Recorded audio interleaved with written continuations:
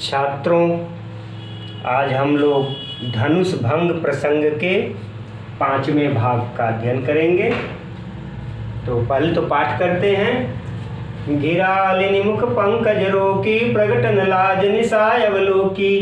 लोचन जल रह लोचन कोना, जैसे परम कृपन कर सोना। सकुची व्याकुलता बढ़ी जानी, धर धीरज पति तीव्र हानि। तन मन बचन मोर पनु साचा, रघुपति पद सरोज चितुराचा। तो भगवान सकल उर्वासी, करहि मोहि रघुवर कै दासी। जय के जय पर सत्य सनेहु, सोते ही मिले उन कछु संदेहु। प्रभु तनु चितई प्रेम तन ठाना, कृपा निधान राम सब जाना। सियहि बिलोकित केउ धनुज कैसे, चितव गरुड़ लघु ब्यालहि जैसे। लखन लखेउ रघुवंश मनिता केउ हर को दंड, पुलकी गात बोले बचन चरण चापि ब्रह्मांड। प्रसंग है सीता जी अपने हृदय की व्याकुलता को अत्यंत बढ़ा हुआ जान करके सकुचा जाती हैं और फिर अपने प्रेम की दृढ़ता से यह स्पष्ट करना चाहती हैं, अपने हृदय को यह धैर्य दिलाना चाहती हैं कि प्रभु श्री राम अवश्य ही मेरा वरण करेंगे, क्योंकि मेरा चित्त उन्हीं के चरण कमलों में अनुरक्त है। आइए कठिन शब्दों को देखते हैं। तो गिरा वाणी आलिन भ्रमरी, पंकज कमल प्रकट प्रकट होना, लाज निशा अवलोकी। लाज रूपी रात्रि देखकर, लोचन जल रह लोचन कोना। लोचन नेत्र, परम कृपण बहुत बड़ा कंजूस, सकुची संकोच करती हैं। व्याकुलता बढ़ जानी, धीरज धैर्य धीरज प्रतीत, प्रतीत मने विश्वास, हृदय में विश्वास दिलाती हैं। पनु प्रण साचा सच्चा, पद सरोज चरण कमल, चितु हृदय राचा अनुरक्त है। तो भगवान सकल उर्वासी, उर हृदय सकल सभी, करहि मोहि रघुवर के दासी। जय के जय पर सत्य सनेहु, स्नेह प्रेम सोते ही मिले उन कछु संदेहु। प्रभु तनु चितई प्रेम तन ठाना, चितई देख करके, कृपा निधान करुणा के खान, कृपा के सागर। सियहि बिलोकित तकेउ, देखते हैं कैसे, किस प्रकार। तो चितव देखता है, गरुड़ गरुड़ पक्षी, लघु छोटे, ब्यालय सर्पों। लखन लखेउ, लखेउ का अर्थ होता है देखते हैं। रघुवंश मणि, रघुवंश के मणि अर्थात प्रभु श्री राम को ताकेउ देख रहे हैं। पुलकी गात, शरीर रोमांचित हो जाता है और वचन वाणी चाँप दबा करके चरण पैरों से ब्रह्मांड को। तो देखते हैं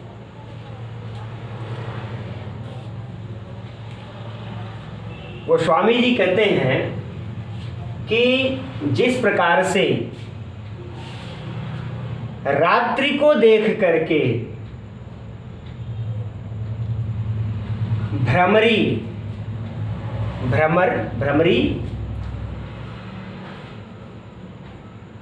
कमल की पंखुड़ियों से बाहर नहीं आती है, क्योंकि कमल की पंखुड़ियां रात्रि में संकुचित हो जाती हैं, बंद हो जाती हैं और भ्रमरी उसी में रस की लालसा में बैठी रहती है। तो रात्रि को देख करके जिस प्रकार से भ्रमरी कमल पंखुड़ियों से बाहर नहीं निकलती है, उसी प्रकार से लाज रूपी रात्रि को देख करके सीता जी ने अपनी वाणी रूपी भ्रमरी को अपने मुख रूपी कमल में रोक रखा। उनकी भावुकता बढ़ने से उनके नेत्रों में अश्रु भर जा रहे थे उन अश्रुओं को सीता जी अपने नेत्रों के कोने में दबा ले रही थीं। ठीक उसी प्रकार से जिस प्रकार से बहुत बड़ा कंजूस व्यक्ति सोने को अपने घर के किसी कोने में गाड़े रखता है,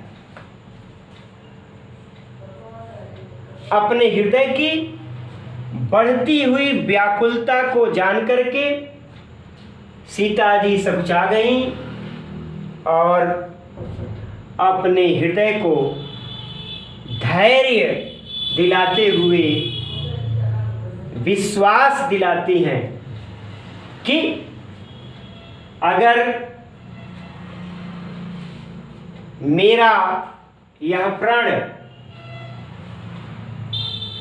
कि मैं प्रभु श्री राम का ही वरण करूंगी,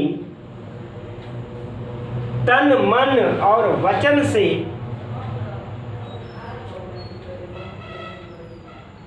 यह मेरा प्रण सच्चा है और हमारा यह हृदय प्रभु श्री राम के चरण कमलों में ही अनुरक्त है, तो ईश्वर जो सबके हृदय में निवास करता है वह मेरे हृदय की बात को भी समझता है।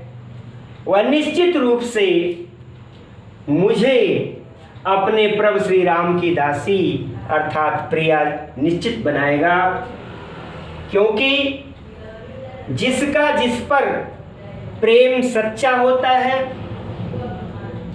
वह उसे निश्चित मिलता है, इस बात में कोई संदेह नहीं है। प्रभु श्री राम के शरीर को देख करके सीता जी उनके प्रति अपने हृदय स्थित प्रेम को और दृढ़ करती हैं। कृपा की खान प्रभु श्री राम यह सब कुछ जान लेते हैं, यानी सीता जी के हृदय की बात को समझ लेते हैं, जान लेते हैं। तब वह सीता जी को देखते हैं और सीता जी को देखने के बाद धनुष की तरफ किस प्रकार देखते हैं, तो जिस प्रकार से गरुड़ पक्षी छोटे मोटे सर्पों को देखता है, लखन जी लक्ष्मण जी देखते हैं कि रघुवंश मणि अर्थात श्री राम शंकर जी के धनुष को देख रहे हैं,